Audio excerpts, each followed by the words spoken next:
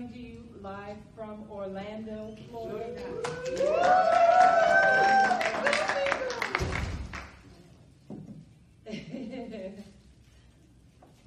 Hello, everybody. Live from Orlando, Florida. You can see the crowd is live here. So we made. Oh, there it is. There it is. I hear it now.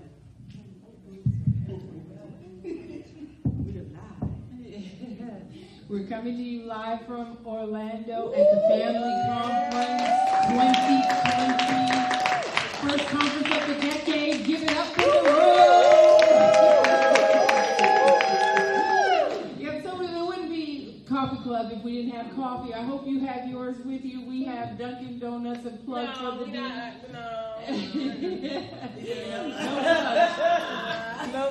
No plugs. We have a coffee brewing. Amen. We paid for this, didn't we? Yeah, we did. Yeah, we did. They got their plug when we paid for it. Amen. Hey, grab your coffee.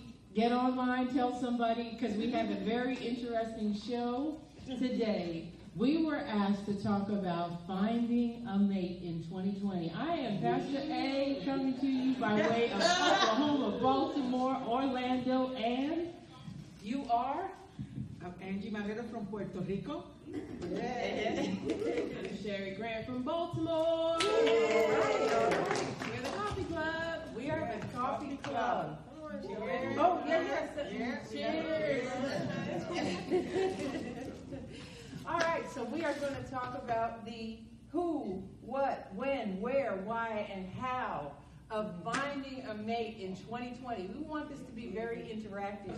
So you all get to ask us, you get to tell us which question we're going to answer first.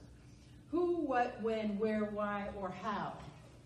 Shout out. What do you want to hear first? Who You want to hear first? All right, so let's start out with the very first question. And this is for the panel and for the Coffee Club Live. Who should you marry? Well, we're talking about finding a mate in 2020. How do you decide who you should marry? Who, let's start off first, would you take advice from if you were trying to decide if you should marry somebody? Would you take advice from your parents? No. Sad day. Man, I wish everybody out there could see the expression. I have a true story. Husband. We've been married for 26 years. Give it up for that.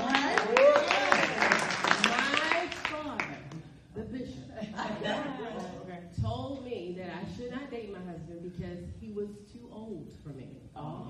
I was a freshman, he was a senior in college, and his perspective was the experience level that he was at was higher than where I was, and that I should not date him. Okay. I didn't listen. You didn't listen.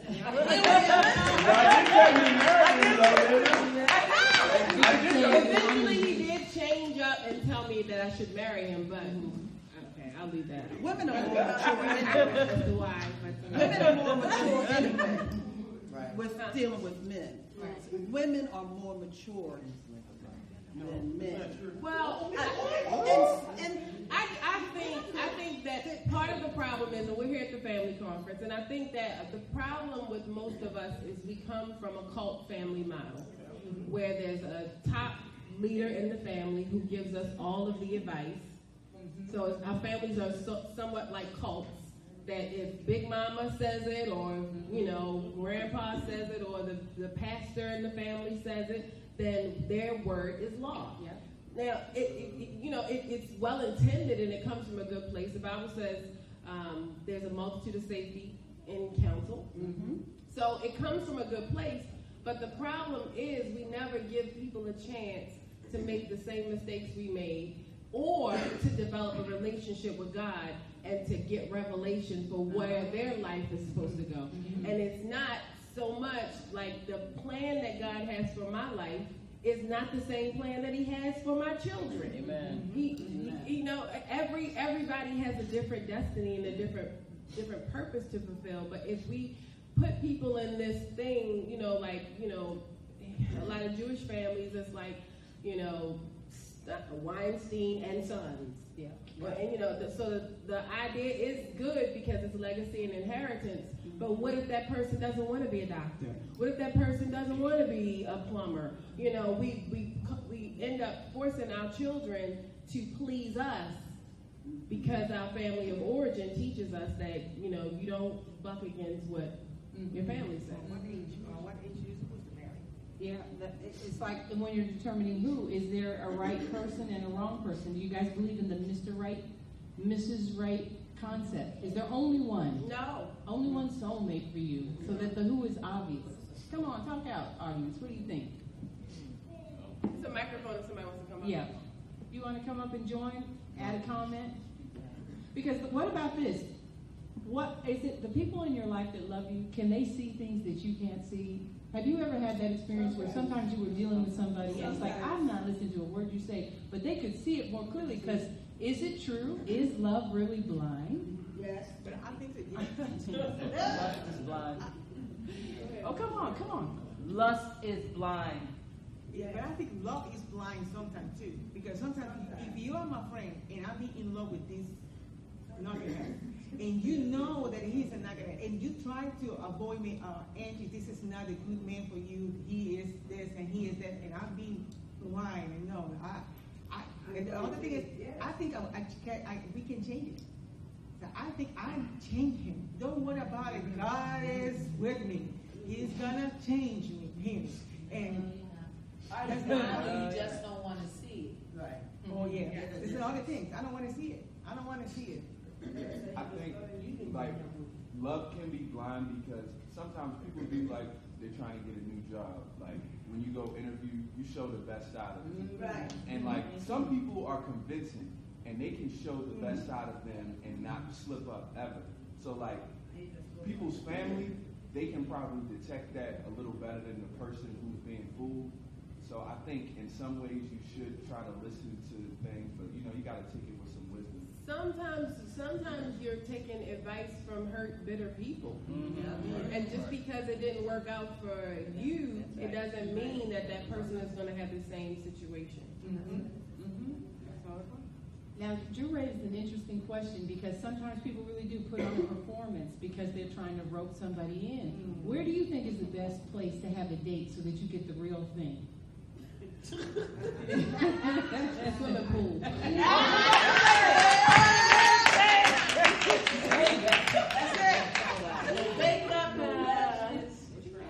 I do know somebody who told me that when they're dating, they make sure that they go to an Italian restaurant to see if the person has any table manners because every Italian dish is pretty sloppy, which is a crazy litmus test.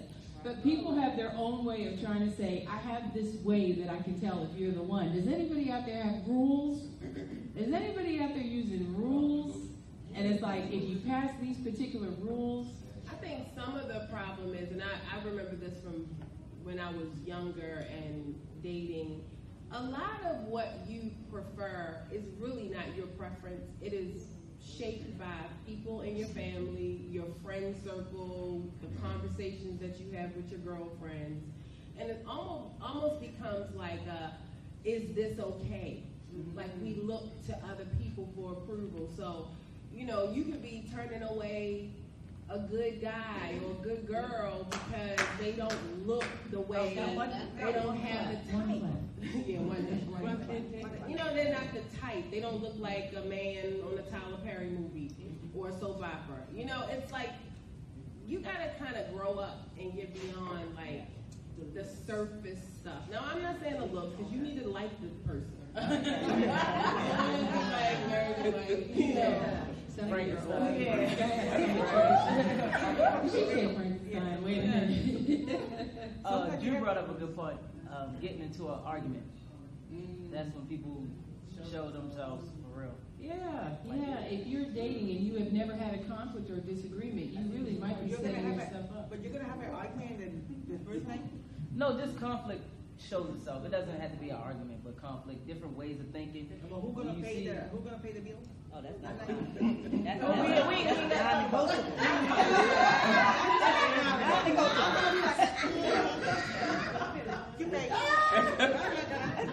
See, but that's why some of y'all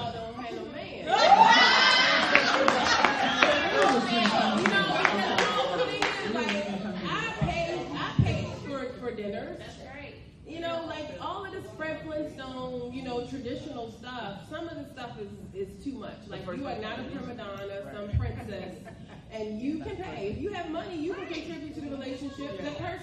The man needs love just as much as the woman does. All the men are property. Not the first day though. Not the first day. Now I heard Swan say it's 50-50, and I don't believe in 50-50. Because if it's 50-50, then that means you keep yours and I'll keep mine. I don't need a roommate. You know, I need somebody I'm in a relationship with. And there's some days that I might give nothing. And, you know, and vice versa. But, you know, it ought not be that, like, tit for tat, like, I pay today, you pay tomorrow. Then that's silly. Yeah, So, you know, it does say in the Bible, he that finds, he that findeth a wife, findeth a good thing. All right, so I'm just going to challenge. I know she's not going to go on the mission already. But if that's the case, then aren't we supposed to be pursued, ladies? Isn't that right? Look at all of y'all looking at me crazy. A woman is supposed to be pursued, but you have to make it clear that you are available. Like all of this playing hard to get, begging you, and you know, nobody has time for that. It's 7 billion people in this earth. And you think somebody's going to be going through all of this romantic stuff for you? No. All right, so you had something you want to say? I'm good. She's good. So we all go ahead. So I think like the man should pursue the woman, but I think there's this point where it's like, are you interested in me? Like, first the man should be pursuing the woman, but then after a certain point, you gotta show some interest in me too, or else. I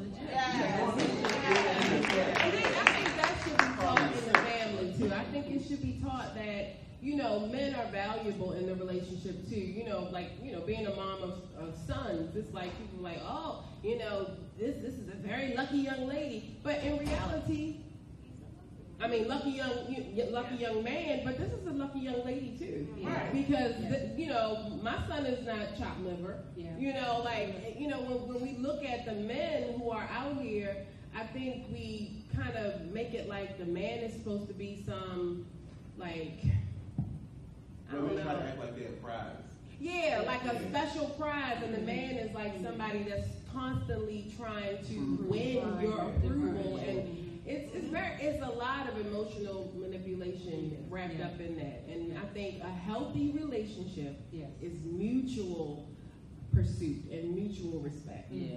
Last question on this who thing. Has anybody been guilty of making a list of characteristics? He or she has to have this. Be funny, be this. Say again? You can have standards, but like going crazy, like with like simple stuff, it's just well, can somebody make that list about you? Oh. Like, I mean, if you want a dime, are you a dime? right. You know, like don't expect somebody to be a 10 and you're a 3. Right. Very superficial anyway. Yeah. Stuff on the surface and it's not even. But standards.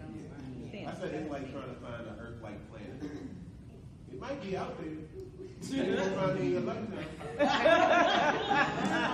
That was deep.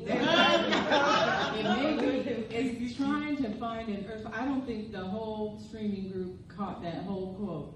It's like trying to find an Earth-like planet. It might be out there, but you will never find it. Yes, that you're trying to put perfection on somebody else when you know that you yourself. I mean, he is like a sage, but it's like true. Sometimes we are trying to put too much on the other person, and it's like you aren't accepting yourself. Are we good with the who?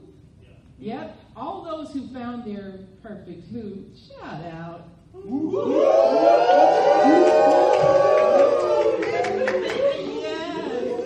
Yeah, I'm so glad people found their perfect who. What's that again? All the ones who keep looking, shout it. Yeah, all the ones who believe there is an Earth, all the ones who believe there is an Earth-like planet out there for you, shout out.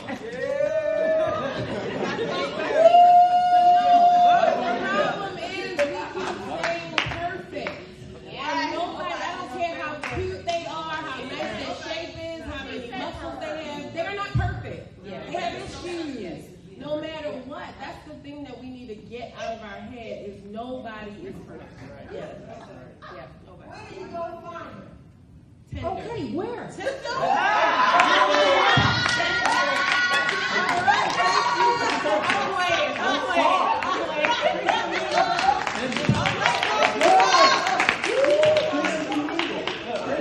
Thank you, Captain Marrero. We're on to our next question.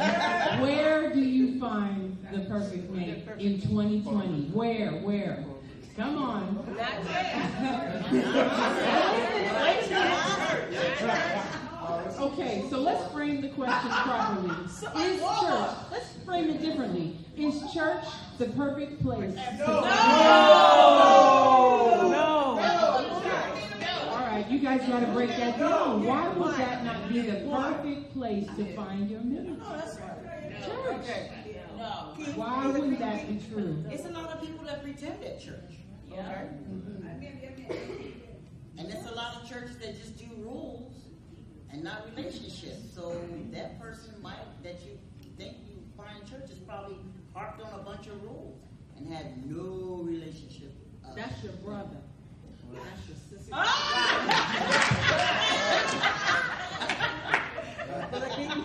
So my old friends have a theory that we came up with called parking lot pending. So basically, the only way that you want to date anybody is, so you got to go to the gas station. Because that way, you see what car they drive. You see how they keep their car clean. They can kind of scope you out, see what you got, you know. And This is men looking at women? yeah, men. So men, like, they don't want to find women, like, in church or in a club or just on the street, because they can't really size them up, like, what, you know, what they doing with their life. But you can kind of, like, filter out a little bit of riffraff at the gas station. And it's called parking lot.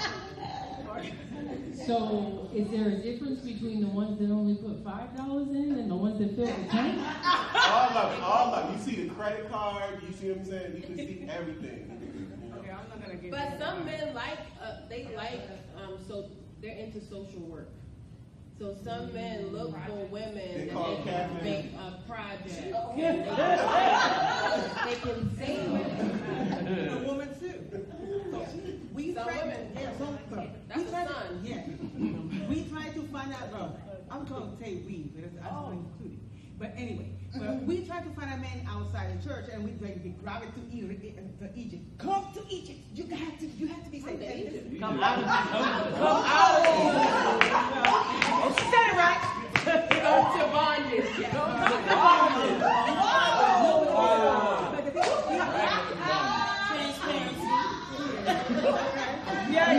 But the problem with that is you rescue a man, then now you become his mother. Now he on your Nobody couch wants and you going to work. to dance romantic with their son. Jody. That's strange. So if church is not proof that somebody's trying to work on themselves and the gas station is, what have we come to? Where's a good place besides the gas station to try to work on a relationship? Why do you not say no to, like, Okay, talk to me. You should go to school. Go to school, get your education, and while you're in school, maybe a man will be like, oh, I like you. Or go to work. Or, just live your life. Like, focus on your goals. Focus on being the best you that you can be. And that person is supposed to find you and it just come together. No, I'm just so happy you said that, because I have friends who are out of school. They are undergrad, out of graduate school, and it's very hard for them to date because there's too much losers out there. Sorry. But you're right. But if you're saying that they just focus on themselves, like, I feel like Chris and I found each other randomly in Atlanta. We're not from Atlanta. We went to different schools, and we just so happened to be in the same place. We shared mutual friends, and we're focusing on ourselves. And I just feel like, but it is hard though. Like once you graduate school, because of our, But it is the reason why we bring this up is this is the conception, is that I go somewhere where I can find the most people that I might be compatible with, the gym, different places, and that's how I'm going to find my life partner, because they're going to be doing something I'm doing. Friends are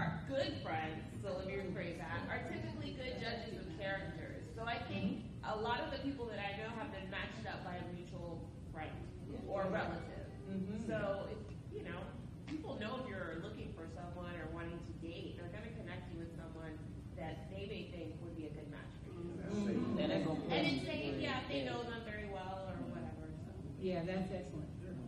I kind of think it should be like kind of organic. Like you shouldn't be like it's hunting season.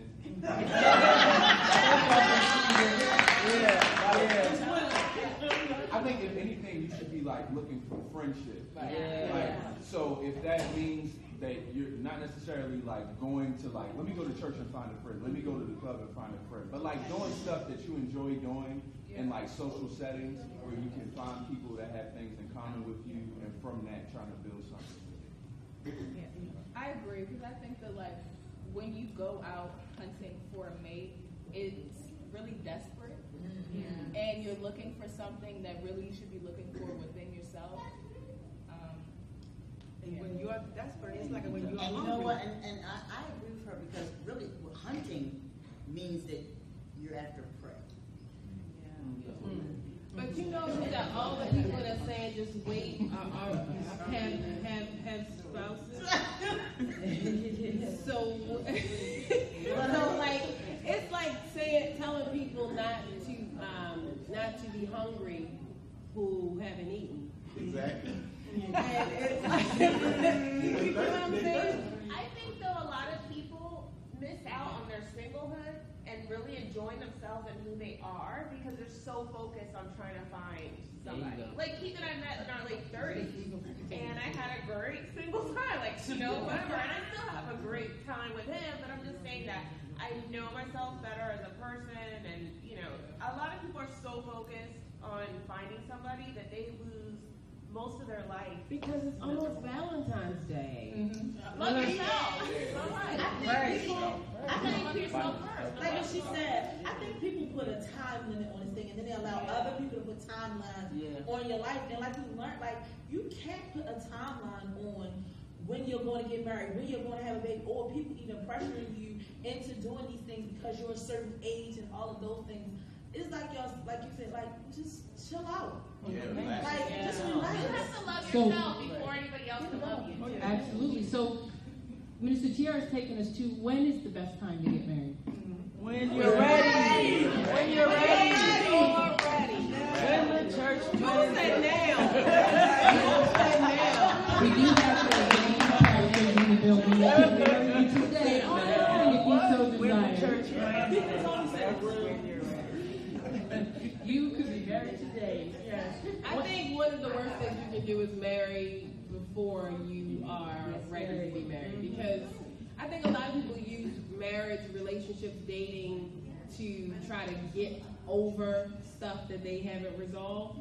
And the worst thing you can do is use a relationship as a Band-Aid for your own issues. Because all it's going to do is just highlight the fact that you're crazy. Because you're with another person who's crazy. Yeah, people give pressure to people. Like if you're in any kind of relationship with somebody seriously, that it has to constantly move forward to the next stage. You got to go to counseling. You got to be. Do I feel you? Yeah. It should. It should. You should not be dating. The whole idea of dating is for marriage. If not, all you're going to do is have a whole bunch of soul ties. All you're going to do is, if you're an adult, you're going to have sex outside of marriage. You're going to create, ties and connections with a person who is not making a lifetime commitment to you. So it is a dangerous thing to do, to keep on just dating people just to say that you're dating and finding people. Because you can, it's like me going to a bakery and saying I'm going to eat every cupcake in here. There's going to be some repercussions. Okay, but different scenario. What if you have that one special cupcake? You know what I'm saying? I'm saying people in a longer committed relationship, a lot of times people put them on a timeline. Like you've been dating long enough, you either need to, he's not serious, you need to cut him loose. When it could be that you're working on some, who knows what. You're saying, I'm not ready, I'm financially not ready, etc. I'm saying mostly if it's like one person. A lot of times there's a lot of pressure to take it more seriously. And you're still just trying to figure it out. You know what I'm saying? It's like, do you have a timetable when you say, oh, they're not serious, I need to break this off and go look somewhere else? That's what's scary, and that's what I think causes people to hop to one relationship to another. But I think you have to, like this morning we said, standards. So I want to get married, So I'm gonna date somebody who wants to get married, not someone who just wants to just eat here and eat there. I want to, if I want to get married. Somebody just go away? To eat there and there. So,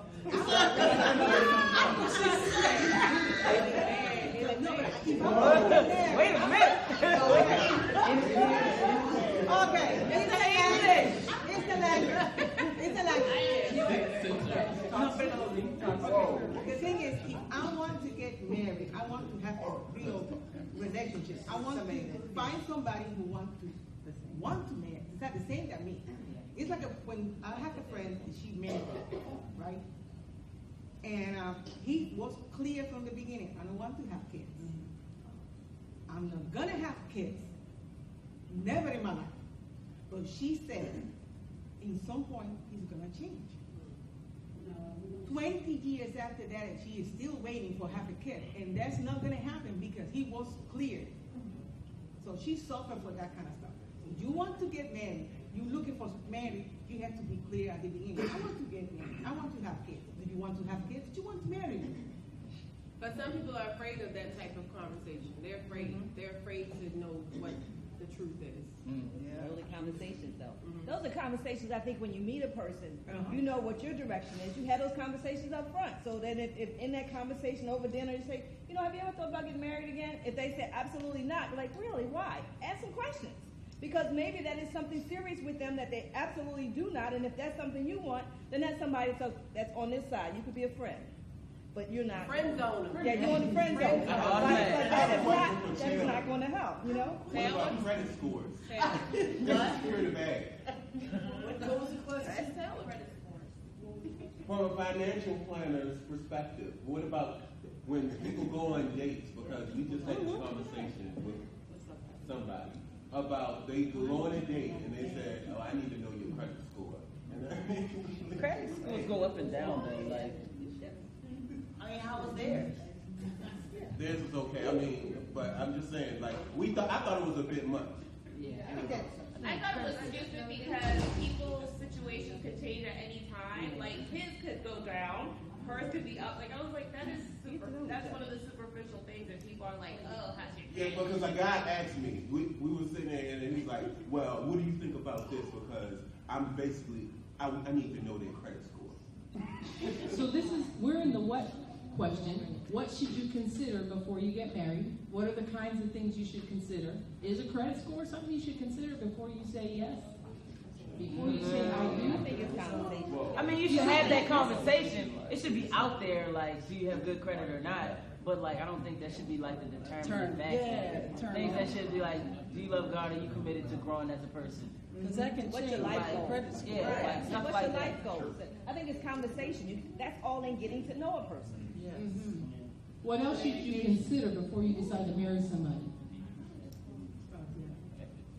Life and like role expectations. So there are some people who like in their life they don't want to buy a house, but if you do, then that's something. And having children, roles in the house. Like, do you expect your wife to stay at home, or do you want her to work? Stuff like that. Like, what your role expectations of one another. Like for some of you married people, did you discuss who was going to do the cooking and things like that and how the house was going to run before you actually got married? Or was it just like, didn't matter? I love him so much, it doesn't matter. Whatever comes. Everybody has a plan until you get punched in the face. Say that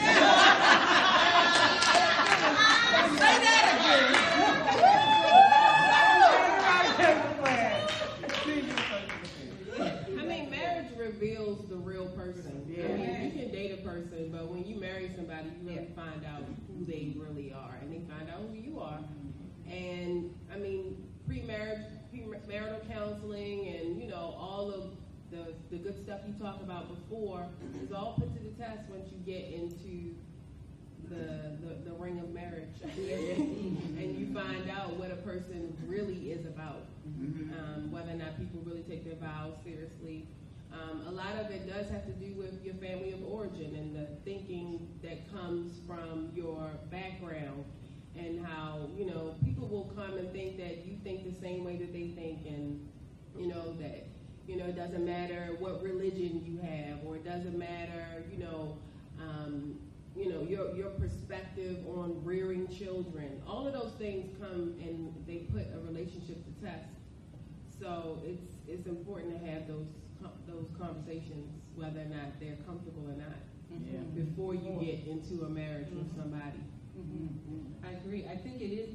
Do you think it really is possible for people, for example, who in their family situation there aren't couples that stay together? If your whole family experience has been a lot of divorce or a lot of single parent raising children, do you think it's possible to have the right mindset and even want to be married? Do you think that part of it is that people are just conditioned by their family situation, and that's why they're not seeking and they're not looking? You wonder, because I know a lot of times I find that there are a lot of people don't even talk about marriage as a desirable thing.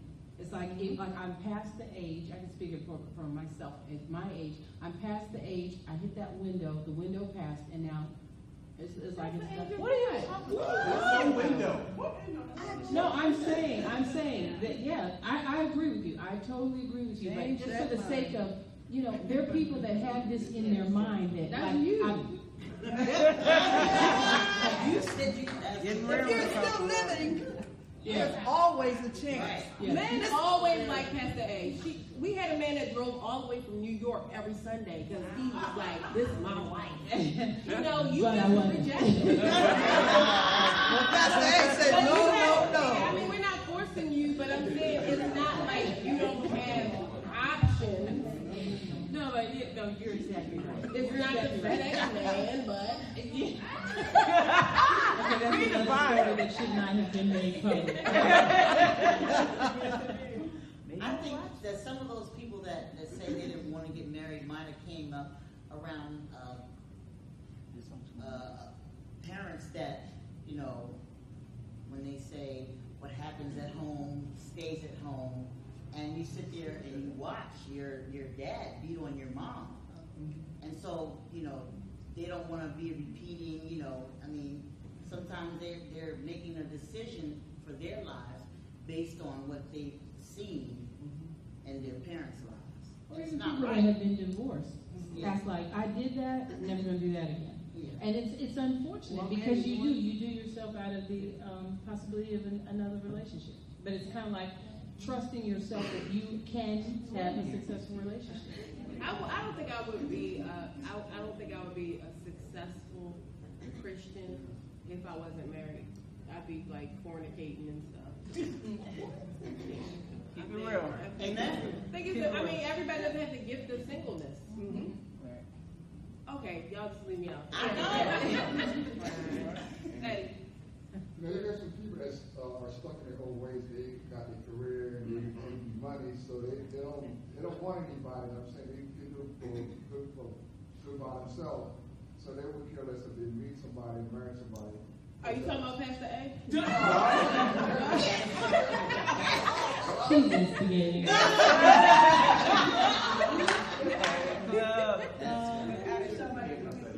Oh, Aaron?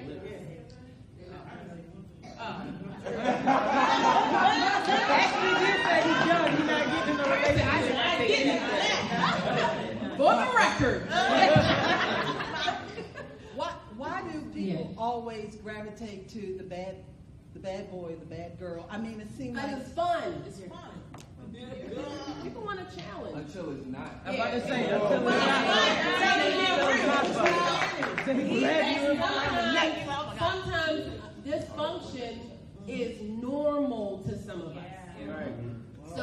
So healthy relationships seem boring. Wow. So this is where people are attracted to the bad boy, the bad girl type thing, because they're not. Dysfunction feels like home. Right. So if you've been in a relationship with a bad person and then you go back to another because you like it, because it's fun, and you just keep doing that. It's funny to be bad. Somebody in the back. Somebody in the back got their hand up. Is that Mother Claudette? Yep. Mother. I was saying, Pastor A, not really, I was saying, no, Pastor A, don't say to herself, no, she all right by herself, no, at this age, because Nobody's not gonna come in our life now and do things what they want to do. She's not gonna agree with that. You know what? I didn't really think this was going to be a therapy session. What's the next question? But bad people. I'll say this. And bad girls. And I want to hear what the boss will say. She has no comment. I be transparent like it is, but it's like I used to date bad guys. And when I mean bad, it's like you say like the dysfunction or what you see around you. Like I did that, and it also went along like with life. Maybe I thought the only way I could have these things if I had some man taking care of me, knowing that they weren't doing the right thing. And then when that one would go, or it was also me, like not knowing who I was. So just accepting, like okay, let them tell me whatever. They throw some money. And then I feel like, oh, you taking care of me, so I'm going to just go along with this and keep doing it until it got real for me. And then I realized I'm not about that life, right? Because when it got real, I knew like, now I was grown enough to play, but then when you sitting there and they don't even come help you out, it's like, okay, now I need to figure out who I am because this isn't me. Right? And I don't believe in just because your family didn't do it. I think people can change. You just got to get yourself around some people that can help you. And they don't have to be your blood because if that was the case, I wouldn't be married today. I'm not accepting the fact of what your family had and did because you got people that grew up with both of their parents and still aren't married. So I don't think it comes from that. You just have to put yourself in a place where one, you know who you are and know your own value to then determine how other people need to treat you. And then I had to reciprocate that too because I didn't come from a family of wives. I didn't know how to be a wife. So then that's a whole nother ballgame. Again, it goes from what I'm surrounded by. I'm not going to always get it right, understanding that I'm not because you can't teach nobody. Like that if you don't have an example, you got to figure it out somewhere else. So I'm not checking the box of because my family that this, would happen. Here's a quote I say, if you treat yourself well, you won't let anyone treat you badly. Amen. If you treat yourself badly, you won't let anyone treat you well. Oh, wow. Right. And it's true. And it's true. So we covered the what. What should you consider? When should you get married? Who should you marry? Where do you find a perfect mate? How do you find the perfect mate? How do you do that? How exactly do you do that? Loving yourself. That's good. By loving yourself. And you pray about it. And you pray about it. You pray about it. I went to see us in Robux. They have everything. Oh, well. That's Marrero.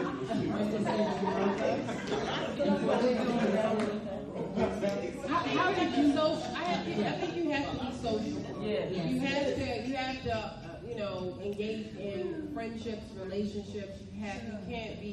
You can't give off this unavailable vibe. You have to be friendly. Yeah. You have to be approachable. Can't be all stuck up and Be nice. Yeah, be nice. I think you have to be open. Do you have to pick your own race? No. I'm just asking, because that is a problem today where people feel like I have to pick my own race. I mean, because stuff is going on. Well, is the culture? I feel like your choice shouldn't be like, well, I don't like black women because this and that, and just like putting them in a whole category. Right. So then you go on to someone else. But if you like this person and they're nice, then you should like whoever you want to like, not because you hate yourself, have some deep hate for yourself or for somebody else, but just because you genuinely like them. You genuinely know them too. Because if you get with somebody that is a different race, like especially white, you gotta know them, and you gotta talk about some Trayvon Martin type stuff and make sure y'all can still like each other. Yeah, the experience is going to be different. You are going to sit at different sides. Yeah, and it's a very real question, Pastor Merrill, because just in terms of black men, of availability of black men, it would put a lot of black women in a box if they said, I only marry inside my own race, only consider black men. Well, a lot of places, black women don't like black guys. Mm-hmm. And a lot of places, black men don't like black women. Black people be hating themselves. So really, it has to go beyond the surface. It really does. Great question. Yeah, really great question. You know, You gotta deprogram. yeah. Like people hate them. I mean, I think something is a little off when we get to fetishizing people, and you want a person because they have this grain of hair, Right. or their skin is this color, or No, that's psycho. yeah, that's a little, Yeah. but it's real. It is. Very real. Mm-hmm. Yeah. And then the last question that we were asking is why? Why did I get married? Because I'm lonely. And why am I still single? It's the why question. Yeah. You So know? singleness, it means loneliness? No.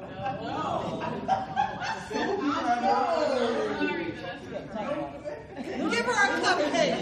Give her a cupcake. She told her story. She told her story.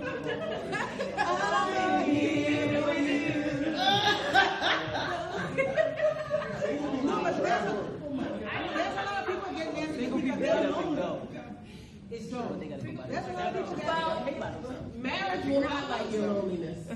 That's right. If you are lonely and you get married, you will be even more lonely. But it's a reason to get married or just because. Yeah. Sunday, because I want to get married. You want to get married? Yeah, Sunday. Come on. You making yourself a devil? Yeah, I mean, I like it. That's a yeah.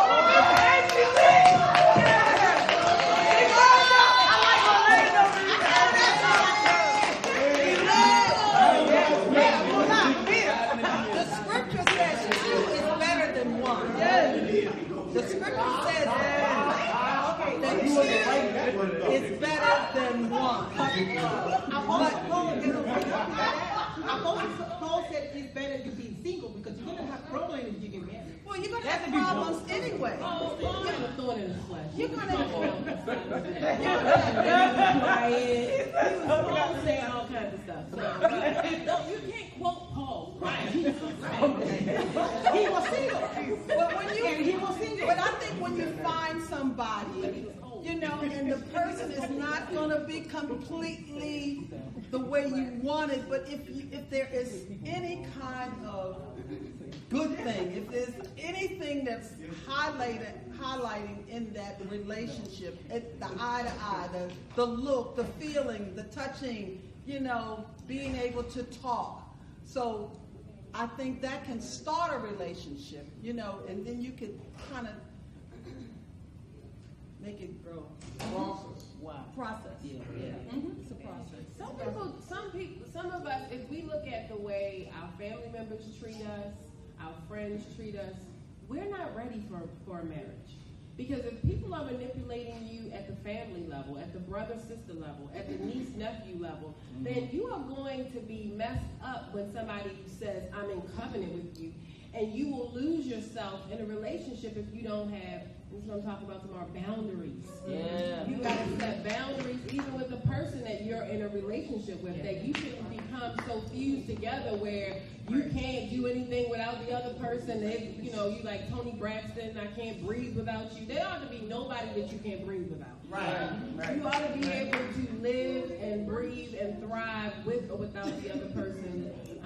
But the person ought to be a compliment to you, and they ought to make your life better, and not be somebody that you can't. And that's a lot of That's people. a slave relationship. Well, people marry just because he's wealthy and I need his money. That's another That's thing. a good reason. That's a good.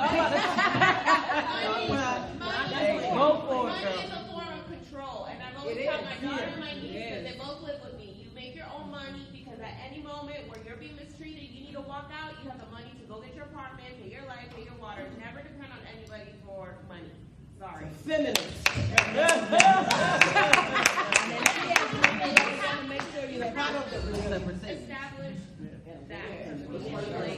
Balance. It's got to be balanced. Even from a spiritual perspective, the Proverbs 31 woman who we all preach about on Monday, She had money. she had her own stuff. That's right. So you got to get to that place. Otherwise, somebody will control you. They'll tell you where you can go, what you can do, and you know you'll end up raising their children and then be out somewhere with no money. And they pick somebody else over you. And the older men used to say, "You supposed to be in the kitchen cooking or something." Barefoot and pregnant. Yeah. Well, we don't even cook anymore. You have to go to Golden Corral or someone. All right, the millennials. Jump up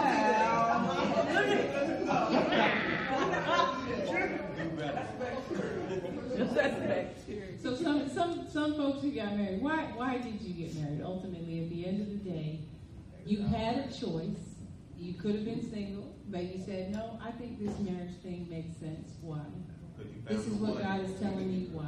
You found the right one. There you go. Found the right one? I don't think it's just that. It's not just that. I had a son with him. We had history. We had some stuff that bonded us together. It was the right thing to do. It was socially the thing that you do. There are a whole lot of reasons. And the reason why I'm still married is because I want to be married. But why I got married, a lot of it had to do with expectations, roles, and just the way things were supposed to be handled. I like what you said though. That's the better question. If you're married, what's gonna make you stay married? That's a good one right there. That's the better question. And I can say I love my husband. Yeah. I love my husband. That's beautiful.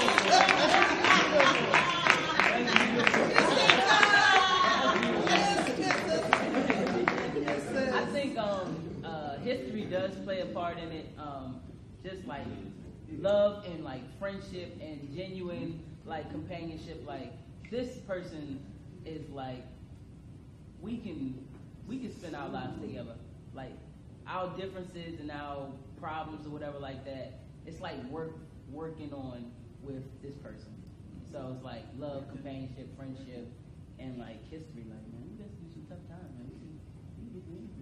I would say definitely the friendship part. It's like when you find somebody who's basically like you, but of the opposite sex, like she's just like me. It's like you know, not like. I'm trying to straighten it out. But not like that. But basically compliments you in a way you see a lot of yourself in them. It's like you just don't want to. Like I really can see myself spend the rest of my life with this person. I don't want to miss this opportunity.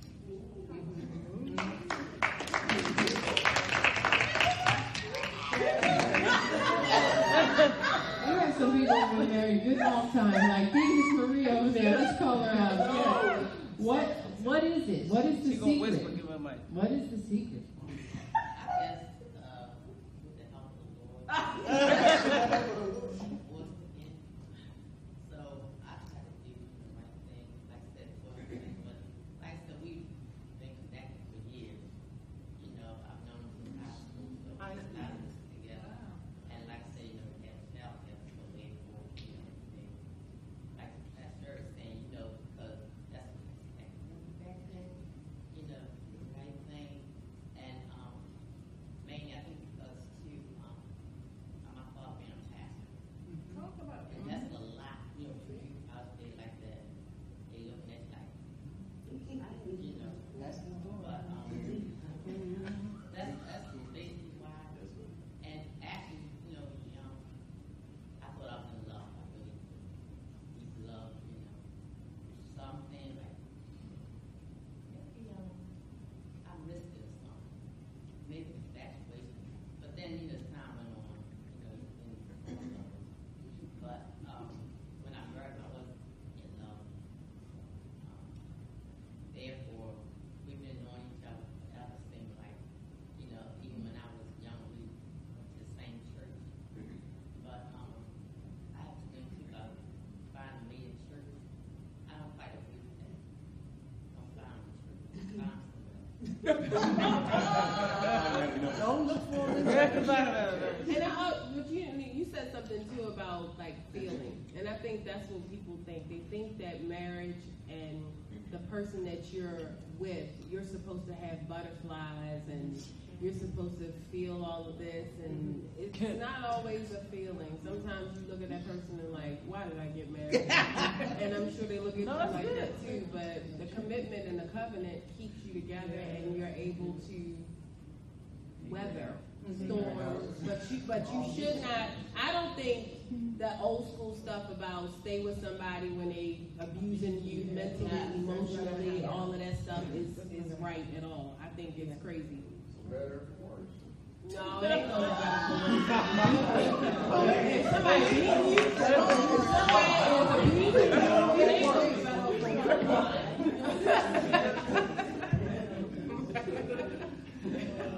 For better or worse, but not for criminal. But nah, I got married because I wanted to trap her. But no, for real, because like, think about it, it's like, this is the person. This like, is a video. Yeah, no, it's fine. This is my person. This is my person. Think about like, if I don't marry her, somebody else will, and I will be real regretful that I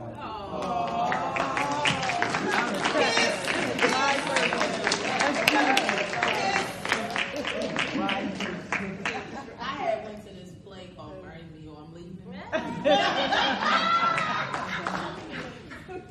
It was great. But on a serious note, I married my husband because I wanted to build something with him. And you can't do anything alone. And it's like, I couldn't see myself building my future with anyone else but my husband. And like, I just, it was something that, like she said, not always butterflies and flags. I knew that he was the man for me to marry. I knew that we had something together. We were great. We are great when we do things together. And it was this avenue in life, like together we were so much better than we were, separate. And it's a good feeling, especially when you're trying to come to Christ and you're growing and you're trying to, grow in church and you start to feel convicted, like, okay, this isn't right. Like, something ain't right with this. And it was just that feeling. So, we both were scared, but I think, like, that's my person to do. And no, I ain't find him in the church. He's my neighbor. I start coming to church, so he started coming to church. Now we go to church. Amen. That's good. It's good. Well, I'm glad I got married to him because now I have my kids and I got you all too. I wouldn't have like that if I had not married my husband. It's amazing, isn't it? Yes. I mean, it's just awesome. I got married because of the level that I was on. I loved that I thought I was on. That I loved him, and I loved myself. I thought. And then as time went on, and then I realized I really didn't love myself, and things was, and there wasn't any growth that was gonna, keep me and keep him. It became toxic. Yeah. So I just, tell people, know yourself. That's good. And you have to keep growing together to stay married. Tony, did you have something you wanted to say too? No. And our other long-standing married couples in the back there, did you all have anything you wanted to say? Mother Claudette, I know you've been married a while.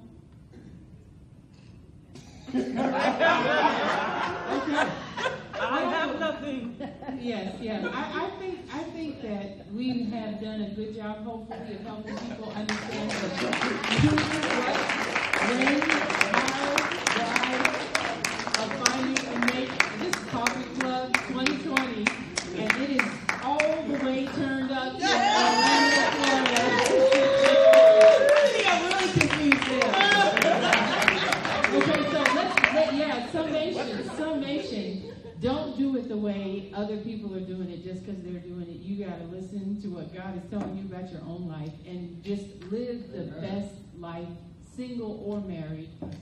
Single until you're married, single after you're married, single then married. You know what I'm saying? Widows, whatever you are. Single, married, widow, dog, whatever you are, look, be happy with yourself. And look, all your relationships, are designed by God, right? And this is what I will say. Trust yourself. Trust yourself. Do not trust yourself. Yes. No, you trust in the Lord. Yes, you trust in the Lord with all your heart. But this is what I'm saying about, this is what I'm saying about relationships. Is don't give up on them. Don't give up on yourself. Don't give up on yourself. We were built to love. This is the month that the world, just celebrates love for its own sake. But God built us to be the ones that shared love. So, just in case you are not happy, there's a lot of sites right here that you can All right. She is burnt up. She's a unicorn and all that, though. She is different. Mystical creature. So, thanks for joining us here. We're really grateful. We're really grateful that God has put some wonderful couples together and seen people that have come to the body of Christ, single, left married. We've seen married couples doing great things for God. We've seen single people doing great things. We're happy to be here with you. Goodbye.